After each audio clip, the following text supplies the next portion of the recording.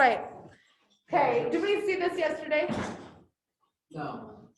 Okay, but I read this to you guys, right? We see the banks, oh yeah, we seen that. Okay, so this is a picture of the New York Stock Exchange. This is Black Thursday, which is 5 days before the crash, Black Tuesday, the crash. Black Friday has nothing to do with the Great Depression. Oh. Has everything to do with, everybody was just calling sick days the day after Thanksgiving because of drinking and eating too much, and they also wanted to go shopping, so that's like the beginning of it. Well, that's what's funny, I never read that, I just thought they called it Black Friday. They called it Black Friday. The black comes from the store prices, their profits were in the black zone. Like the red zone is the bottom, the black zone is like they make a lot more, so that's why it's Black Friday. It's not as exciting as a reason for the name. Oh well though. So the New York Stock Exchange, this is Black Thursday when I told you guys that there was a $3 billion drop of stock money that was lost. Today's money, that would be $45 billion. I looked it up because you have to look it up in the calculator. $45 billion in one day. Okay? One day. That is a butt ton of money, guys. That is a lot. Can you see why they were freaking out? It was dropping super fast. Here's a picture like that first one we saw yesterday, where the crowds were outside the bank. They were going on a run on the bank. Have you guys seen Mary Poppins, the first one? She showed it. Where the little kids, I usually try to show a clip, and I need to put it in there, but oh well. I'll just tell you what happened. Time. So like the little kids, Mr. Banks kids were in there. He's got a coin he wants to put in there, and so the owner of the bank is trying to get it so he can have it for his bank account. And they're like, "He stole my money! He stole my money! Give it back!" And then some onlookers like, "What's going on over there?" And so the guy's like, "I think they're taking that kid's money." And he's like, "Well, I want my money too." And then all these people start running into the bank. "I want my money! Give me my money! I want my money!" So imagine that if you've seen the movie, times like 100, all over the country. That's what happened to banks. Only the well-off ones actually survived. About 30% of them closed. Which doesn't seem like a lot, but people just lose their money, that's it? Mm-hmm. Yeah, they lost their money. It's gone. Could a bank still do that now if they wanted to? Today we have, so one of the programs of the New Deal, which is things that we put in to help with the Great Depression, one of the things that did was to establish the, National Guard? No, what was it called? Remember FDIC? Yeah. FDIC is basically this government program that says, hey, if you have money in a bank, the federal government will ensure that if something happens, you will still get your money back. They did that because of the Great Depression, because they did not ensure that everybody got their money back. The Federal Reserve did not. But today, the Federal Reserve does. So if this happens again, and you lose all your money, they guarantee, if your bank is a member of FDIC, they guarantee that you will get your money back. Has there ever been to that point before, like, no. After this? After this, some banks, there's never been huge runs on banks like this, no. I mean, like, stocks drop there. Oh, stocks have dropped a good amount, but never like this. Never like this. There's been other stock crises that they did have big drops, but not like this. There's never been a complete like breakdown of the stock market like this one. This was the worst. So this isn't all of it. This is just one piece of the puzzle. We talked about in the World War I, there's always multiple pieces of the puzzle in causing things to happen, right? This is just something that made it worse. So we talked about one of the causes of the Great Depression was high taxes on goods that we brought in from other countries. We call them imports, okay? High taxes on those. So that meant that it was expensive for other countries to sell things to us because they had to pay high taxes.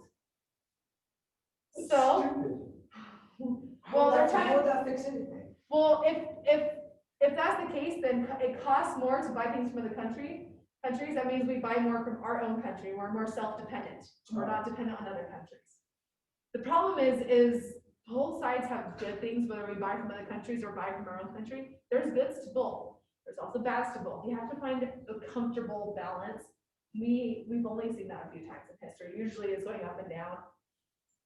So when the prices are expensive price of goods, that means low sales for European businesses because it's more money. So they sell less of them because people don't buy them as much. When people are not buying things from businesses, some businesses are starting to fail, which means the government cannot collect taxes on those businesses. If there's no tax collection, then European countries cannot pay back loans from World War I. Remember, that just ended. Other countries were getting loans from us and some other countries, but mostly from us, to help pay for the war.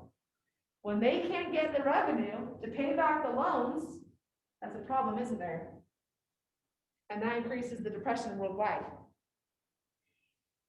Which country do you think, after World War I, hurt the most financially? Probably USA. No. Oh, Europe. Well, Europe's a continent. It's in Europe though. What country within Europe? Germany. Yes. Anybody have any guesses why?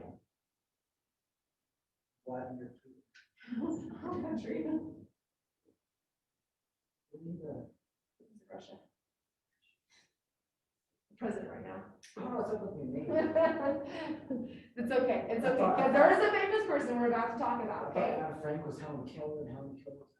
It's okay. You know these people and you just gotta mix it. It's okay. Everybody does that. I did all the I time. think I'm losing brain cells. You're not. There is just a lot of information. You just gotta like put it in the right box in your mind. So Germany had the worst for many reasons. Okay. Do you guys remember the Treaty of Versailles ending World War I?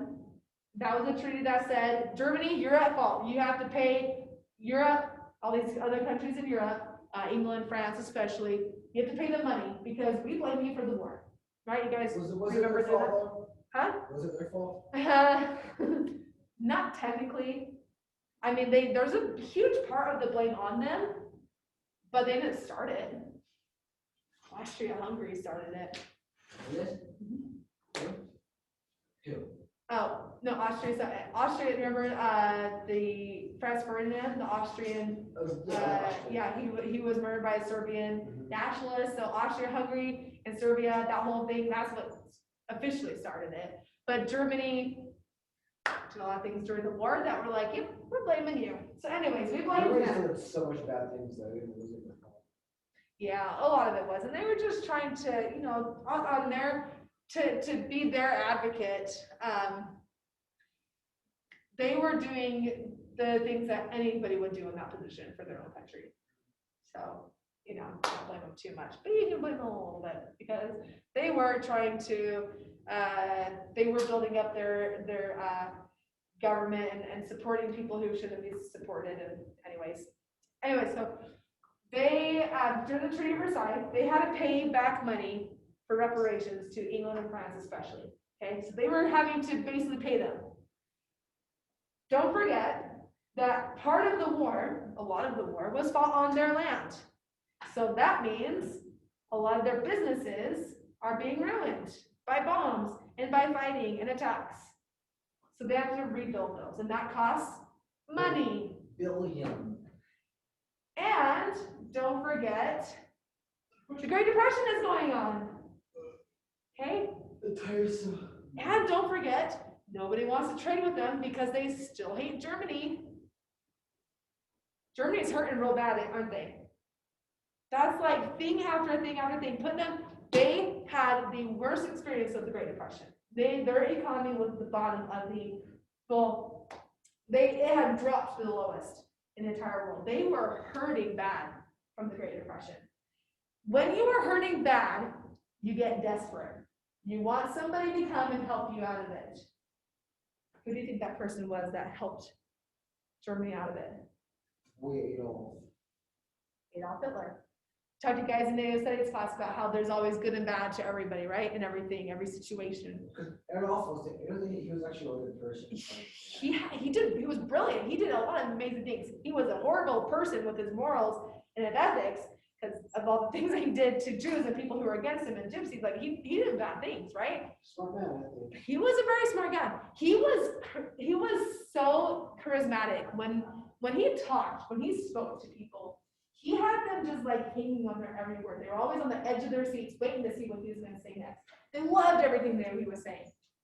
They agreed with everything. He said, we need to get back to what Germany was supposed to be. We need to get back to our power. We need to have pride in being our country, because they had no pride. They were at the bottom. They were the lowest that they have been in such a long time. Things were hard. So having someone come up and like basically pick up their spirits, they're like, yeah, I like you. Yeah, let's do your plan. I like it. That sounds good. Yeah, bring us back up. Please bring us back up to where we were at. So part of the Treaty of Versailles, because we put them in such a bad position, it kind of opened the door for someone in Hitler to be like, hello, I'm going to come in and save all your problems. It kind of opened the door for Hitler a little bit. Oh, yeah, a lot. Yeah. People trust it. Granted, it was mostly England and France. Stupid idiots. Stop using that word today, Chris. Why? Why can't I say an idiot? No, you said stupid. That's like the third time I've heard you say stupid. Stupid idiot.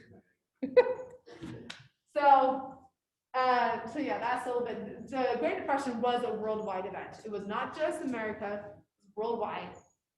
Here's a picture of a bank that had been closed in Iowa. I know. Here is outside of the unemployment office. This is even as late as 1938. This is a year before World War II started. So it's been going on for about a decade. 1929 was when the Great Depression started. And it was about a decade after that when it finally ended. So these guys are waiting every day. You'd have lines like this out of every unemployment office in every city, in every state, in the whole country. Just like this. People waiting for jobs. Because so many people lost their jobs. We're talking about 25%, 1/4 of everybody who had a job lost their job. A whole fourth of the nation, because there's only one person basically per family. We talked about this yesterday. One person per family who had a job basically. They relied on only one income. So a fourth of the households had no income or had to buy another one. Here's another unemployment office. Chris, are you looking? There we go. Now we're looking. Scrapping, trying to get any word of a job available. Any job available. This is a homeless man making turtle soup. His cover is newspapers. He's making it on newspapers. Turtle? Turtle.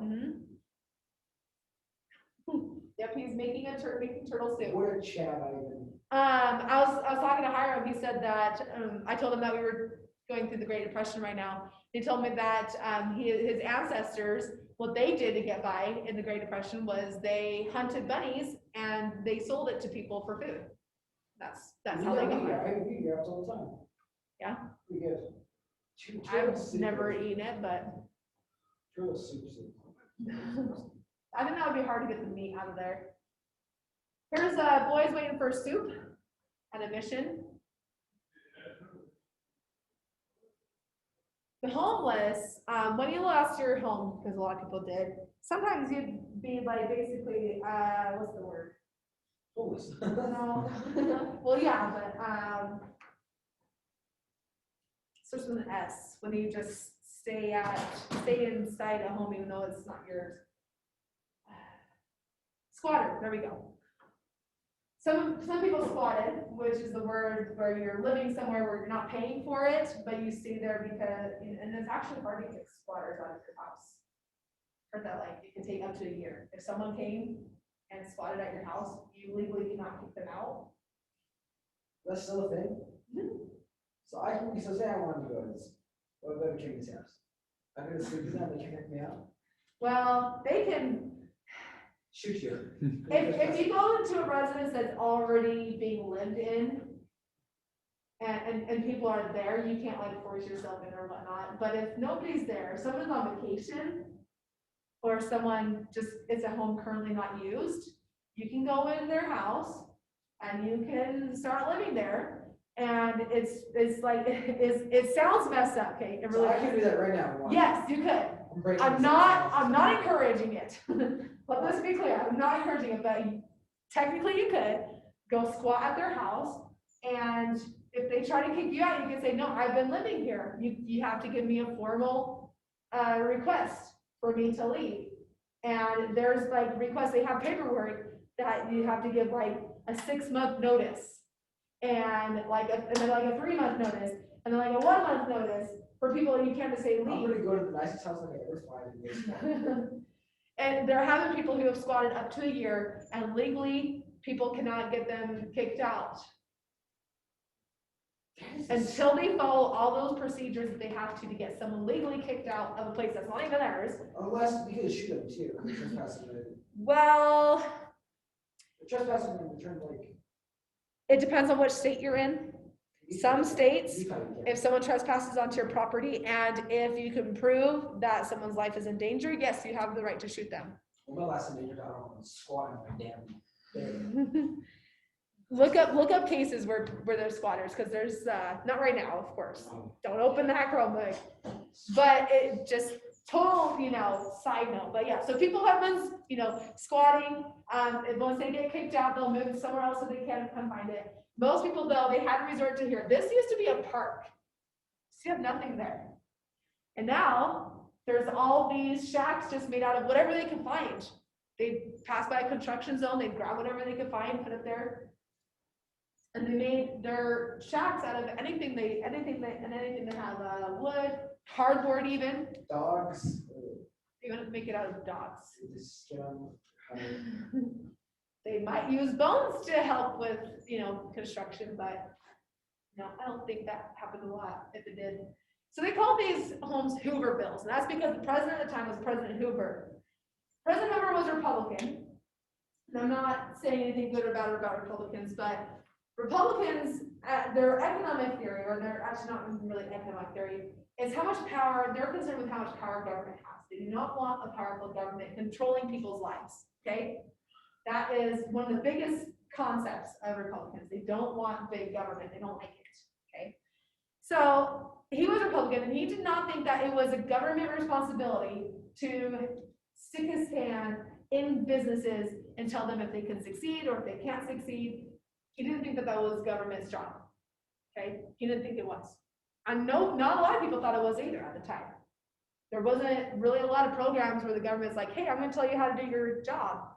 The progressive era, we started getting some, like, hey, you have to have water sprinklers, or you have to have a fire escape. Like, there were some things, but it was mostly like for human safety, not just like whether a business succeeds or not. That was mostly left up to the business if you're gonna succeed or not. So the people saw this as, oh, you're not gonna help us? Well, I'm calling this my Hooverville because you're not helping us, Hoover, so stick it. They're like, they blamed Hoover. So they called their shacks Hoovervilles after him because they blamed him for not helping them out. Here's another picture of a Hooverville shack. So that's that is the coolest thing I've ever What's seen. that on the roof? It's hard to tell when it's not colored, but it looks like there's some mats, some carpets. It looks like a lot of this, there's some cardboard in there as well with the wooden structure. So a lot of these wooden posts are just pulled off of trees. A few puppy roads. Here's another one. These guys were lucky enough to find a bunch of short flat wood at a construction site and grab a bunch of that. Oh, is this Arkansas? Arkansas. Yes, it says House of the Unemployed. I don't know why. Maybe they should get a job. It says House of the Unemployed. There was no jobs. Well, they should. Can't get a job when there's none to have. People even move across the country to try to get a job. The country. Mm-hmm. This is worldwide. Or just like USA wide. Well, this is worldwide. Great Depression is worldwide. Yep, it was worldwide. It impacted every country. But people moved like halfway or even fully across the country and searching for a job, That's all I was going which we'll talk about in a second. Here's another one. Hoover Shack. I don't think it would be too bad out here because we have a wild animals. Super cold though. Well, yeah, we got lots of animals to eat. Yes, sure, definitely. Living off the land. This is one of the most iconic photos. Have anybody seen this before? I've seen it somewhere. I don't know where. Seen it somewhere? I see it all the time actually. And people have seen it before. When I ask them, usually one or two of each of my I don't classes know. that say they've seen it before. I don't know. It's called The Migrant Mother.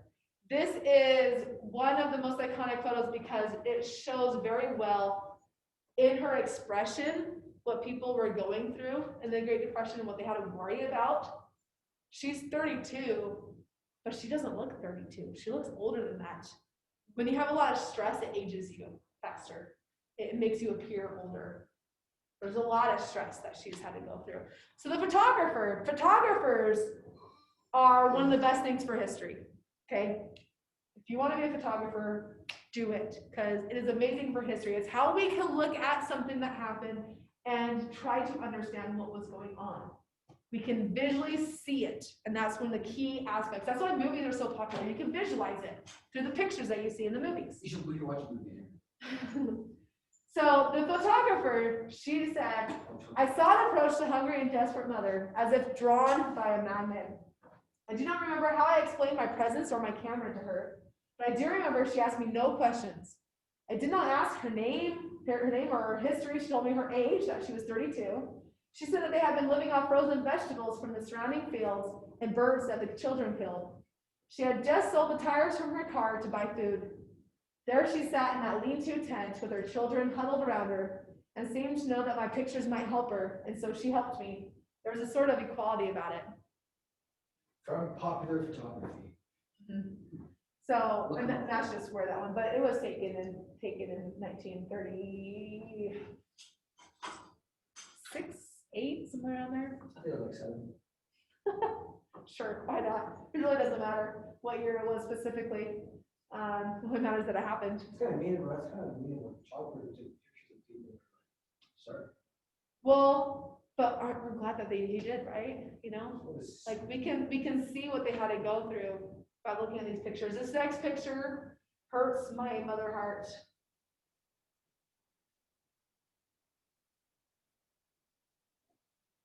There's no way that's real. That is real. It is 100% real. They're selling their children. Yes. Whoa, whoa. When you have no job, you have no way to get food, your children are starving, it's your only option. Try to sell your kids. I remember she sold for. Because you can't, and sometimes they sold the younger kids because the older kids could maybe work. This woman is hiding in shame from the photographer because she doesn't want people to know who she is, in that she was in such a desperate position that she had to sell her children. Some people couldn't even sell their children. How much? Who would buy us? Because there's no money. Rich people did, and it did happen. If you couldn't sell your children, Like, you would have to just give them. You would go up to someone and say, please take my children. I can't feed them. Please take care of them. I cannot feed my own children. Imagine how heartbreaking that would be to have to give up your kids. How much? I mean, I know that you guys aren't like old enough to have kids yet, you know, because they're still too young for that. But imagine a younger sibling. Things are so bad that you can't take care of that younger sibling, and you have to give them up. How much are they selling per kid? Like, Oh, I didn't look into that. it's really bad. One thing that happened too, that was also bad. I'm gonna sell one of the kids and get a lot of money out of it, and the other one. It's like, Well, yeah, and that's what they did. They try to sell the younger ones because they can't do much to support and bring money. It's sad, but it's true. But the older ones they could, or they could at least try to fend for themselves a little bit. Younger ones can't. What would the people do with them at the bottom? Like, slave them? No, they would keep them and raise them. Oh. There were some families that they were able to be reunited with their parents. Some were purchased back or just given back. Most of them were just given back. Some of them never found their families. Some of the kids got split up from each other and never saw their families again. A lot of them did, but a lot of them I'd didn't. give like $200 back. So. Don't put that much thought into this, Chris. Here is showing the unemployment rates and how much it has increased ever since 1929 when the stock market crashed. Which is still as good job. And it started dropping in 1933, 1934 is when it started going back down. This is when all the New Deal programs started happening to try to stimulate the economy and give people jobs again. So that was going on. This is the first New Deal. Second New Deal is towards the end of the 30s. And then 1939 is when World War II started. So World War II was basically, I mean, the New Deal, it helped a lot. We're going to talk about the New Deal more later, so don't worry if you're kind of confused about that. It kind of helped with the Great Depression, but the World War II officially ended the Great Depression. Here's the fertility rate. Check that out, 1800. People would have 7 or 8 kids. That was average. It's a lot. So that's not too bad. I'm thinking what happened, maybe 15, 16. But it dropped to its lowest towards the end of the Great Depression. And then check this out. You guys see the time frame for this huge increase? When did the increase start? 20s. Nope, The 80s. 20s are over here. 80s are over here. The 60s. 60s are right here. Where did it start? Oh, the 30s. Jeez. 1945, right here. No, I can't even read those. Oh, that's in 1940, sorry. Over 1,000. So 1945 was when this boom of number of kids increased. Have you guys ever heard of OK Boomer? Okay, boom. Oh, yeah, Right? boomer. Boomer is supposed to be a really old person. That's a shortened name for baby boomers. Oh, boomer. They're called baby boomers because anybody born in this generation here, they're called baby boomers because men came home from war. 1945 was when World War II ended. They came home from war and said, "Hi, wife." Tim's a boomer. Yeah, he's not old enough to be a boomer. They said, "Hi, wife," and made babies. That's why there's a huge boom in the number of babies because all the men came home from war. From war, And yeah, came home from war because World War II ended in 1945. they want to have kids. Yeah, because they haven't seen their wives for a few years. Hi, wife. No more words needed for that one, right? They had babies. And then a whole ton of them. And then sell them for $200 each. And now these guys are about to retire, and now we have to help pay for them with Social Security. Whole other topic, though. Here's the family who was evicted, the Great Depression. A lot of people, they use their furniture. It was Georgie. They brought their furniture out because they could have lived in their house, but they still own their furniture. They try to sell it, because what good is it sitting on the sidewalk? All around. They try, well, how can you, It's Georgie. you can't haul that around. Some of them try to sell it. When you couldn't sell, you either had to leave there, or what a lot of people did is they used that stuff to make their Hooverville shacks out of. I'm not gonna do the quote or that. Yes. You guys ever heard of the Dust Bowl before? What have you heard about the Dust Bowl? I've heard about it, never heard the name. Okay. It's like a bowl. Yes. It is very dusty. So the Dust Bowl was part of the Great Depression. There was a hugely horrible drought. It basically turned a whole chunk of the country into Utah and how dry Utah is. Okay. The ruined farms, one of the causes, effects of the Great Depression that we talked about yesterday was that a lot of farmers lost their farms. They lost their farms because sand isn't good for crops. You can't really grow it. Okay, you'd have to put a lot of stuff into it to help, but when your animals are dying because of the drought, you can't be fertilizing it. It's just sand. This is a huge sand drift. You guys know what the drifts are, right? Wind will blow things into like those like mounds, right? This is a huge sand drift that's about as tall as the shack right there. They should probably just shovel the sand. There's like literally pictures of people getting buckets, scooping the sand out of their house because of how dry and windy it was, and throwing it outside of their house. No water whatsoever. They're what? How would they not get dehydrated if they have water to drink? Very little. That's why animals were dying on the farms. People lost their homes because they couldn't grow crops and they didn't have any more animals. They were dying. They should have bought some dehydrated water and they could have. Here's an abandoned farm. So it looks like Utah, doesn't it? Looks like Yeah, Utah, Nevada, that whole desert. But this is an area that Texas Texas is dry too. Texas is pretty dry, but the rest of the areas that, they're all farming areas of the country, which I'm gonna show you a map and a couple things. Look at this one. That's a swim. That's a sand. That's sand. So if you've ever seen a movie and it has these dust storms, sandstorms, like that you see in the Sahara Desert, yeah, that happened. If I was In doing America. that, all that would I die. Depends on if you're in a house or not. If you were in a house, could you still die? You could as long as you had no water. You wouldn't die from this. Here's another picture of one. This one's in Texas. It's incredible how huge it is. They should just have a brush and brush it off. These are all the states that were impacted by the Dust Bowl. The red got hit the hardest. People were losing their farms here, and this is where a lot of our country's farms are. They started losing their farms here, and if you've ever heard of the movie or the book, The Grapes of Wrath, before, it's about the Great Depression. I actually have it on my extra credit link on your campus homepage if you want to read it and get extra credit. But these farmers, they lost their farms because of the drought, and they had to move out west to California, pick grapes, or any other fruit that they could get some sort of job. Well, not really westward expansion, but it's a huge westward migration because of loss of farms.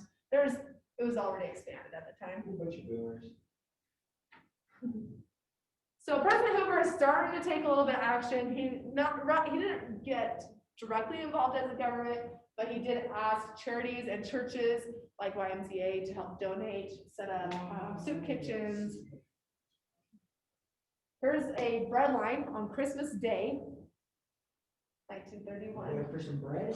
Just bread, just bread to eat. Yeah, get for free. Al Capone, famous gangster, he was a pretty good guy. He sent milk to his schools so the kids could have something to drink. He set up soup kitchens. He's a pretty good guy. He used all that bootlegging money for something. He's still a gangster. But he's a respectable gangster. Holy. There's a difference. So these happen all over the place. This one's particularly in New York. The line's so big. It's a huge line. And you can't even see the beginning of the line. I wonder how long they wait for one loaf of bread. Oh, hours.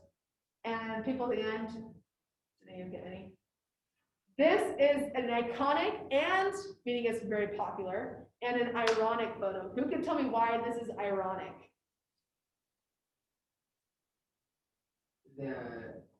It says they have the highest standard of living in America, but look at it. And what does standard of living mean? Like, it's the best living, you always have a home. Right, like what you have, like your luxuries are pretty good. Like you don't want, you're not in want, right? You have what you need, and you have lots of things that you want. You're not needing anything. So if we're supposed to have the highest standard of living, the highest level and luxury of living, and yet here's a bread line. Right in front of this billboard. You see the irony in this? Like, world's highest standard of living, yay, we're so awesome. Here's a bread line because people can't afford the breads. Now, granted, I'm going to give us a little bit of ease up on America a little bit because every country was like this. So it wasn't just us, so. But it's just funny that they're just standing in a bread line in front of this billboard. That's the ironic part of it. Hoover did eventually start getting some programs together, mostly public works. And the New Deal, which we'll talk about next week, it was all about public works programs, which is building things, constructing schools, highways, dams. We have the Hoover Dam. Anybody been to the Hoover Dam? I've been to it many times. So that was built during the Great Depression as a way to give people jobs. These jobs, they're meant to not only just like beautify the area, make it good and do functions and better things, but also give people jobs. Dams are so scary because someone they could like, if someone was like a cyber attack would break them. Here's a political cartoon. I love political cartoons. They're great. They tell us a lot about how people feel about things at the time. So this shows Uncle Sam. You can see because he's got his white goatee. If you've ever seen Uncle Sam in a political cartoon before, always has that white long goatee. And if it's colorized, he's decked out in like USA colors and stars and stuff. Little Uncle Sam. I'm pretty sure his vest is supposed to be having stars on it. So they're pumping money, millions for public construction, millions for public roads and buildings and stuff, into US businesses, and employment jobs are spilling out to the industries. So they're pumping money, pumping jobs into the system. That's what the whole purpose of the New Deal. I'm trying to get the stimulus program back going on. The comparisons that we made in that comparisons assignment, the New Deal and trying to stimulus, get people jobs, get people money, get people the economy going again. Same thing that's been going on with COVID. Get people money, try to help people get jobs, get this economy going again.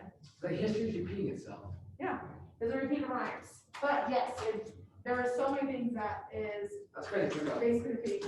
So I was planning on having, which hopefully you guys answered that last question. What was the answer to that last question? Great Depression. Great Depression, right? There'll be some things we'll add to the back of the study guide next week, okay? this took longer than I thought it was going to. There was an assignment I was gonna have you guys do. I'm just not gonna do it because we were supposed to do it today. I say we should do it for homework. Well, the homework that I was planning on homework is your homework. I'm just getting rid of one of the assignments. So this is one of the New Deal programs where they're giving people jobs. And you have to read on there what people have, what young men have the choice of doing. This is on the railroads, when it says riding rail, it's talking about railroads. And your response on the back, you have to write down what you would do and why. Okay, so it's a pretty easy assignment. Hopefully, you can get on your guys' case for a while. Okay, don't leave yet. Check me in. Start the second half of the quarter off good, okay? Oh, what is? Keep on top of your homework.